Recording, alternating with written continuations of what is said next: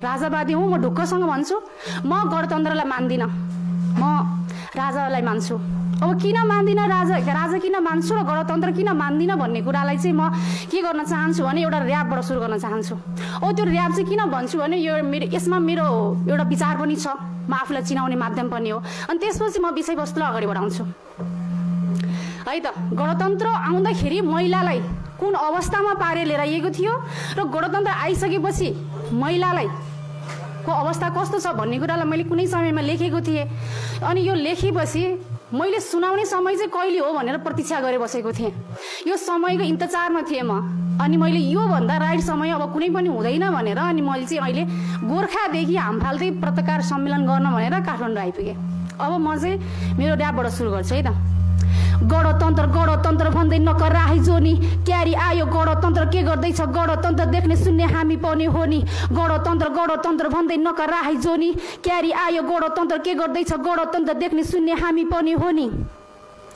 राजा राणा अति भयो अब हामीले शासन गर्ने भन्दै निस्के छोराहरू, कि त मार्ने कि त मर्ने, छोडेर ननि तान्न भन्नेलाई नि जान्न, न त बाटो न त गल्ली बन्यो नियम घरे पछि एउटा जान पर्ने। छोरा लिन आउँदाखेरि छोरी पठाए, जे गरे नि गर भन्दिनाले सताउनु सताए, बाध्य भए नारीहरू जे भने त्यही गर्ने, नगरे म विकल्प केवल एउटै मर्ने। तोडिदिए कति नारीहरूको बिहे गर्ने सपना, अनि जोडिएको घरे कति नारी हार खाए, कति भागे भन्दै खुसी थिए, भागे पनि कासा भाग्दै झम्टी झम्टी लुसिदिए। हात जोडी पाउ छुँदा पनि छोड भन्दै रुँदा पनि आफ्नै प्यासा मेटाउनलाई व्यस्त भए जोनी। कति ठोके कति ताने, कहिले स्तन कहिले योनी, बगाएर आँसु रग सही रहे पीडाहरू भन्न सकेन नि भनी।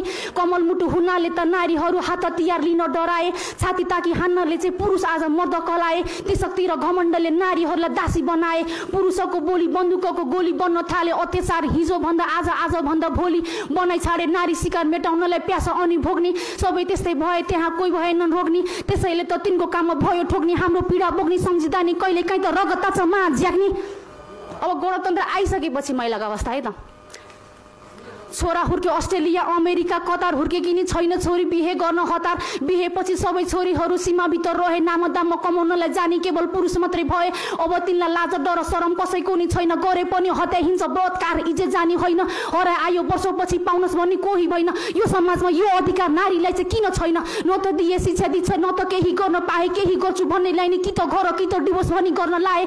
बाध्यतामा परि नारी कति घरभित्र रहे, घर छाडी जानले चाहिँ आज त ततै पावर बस्न पुरुष मात्रै भए। त्यही पनि असल हो र सबै डन अनि भाका धन सबैलाई आफै बन्न हतार। महिलाको पीडा त्यहाँ कसले बुझ्ने छन्, हातमा कला गला भाकाहरू दिन रात पीडा पाकाहरू गरी छाडे निर्णय। छोडी जाने घर छोडे पनि कुनै थोर बाहिर तिन बुझ्न अनि पर्नलाई भर। पुरुषकै शरण परि हात जोडी भन्नु पर्थ्यो प्लिज सर सर सर।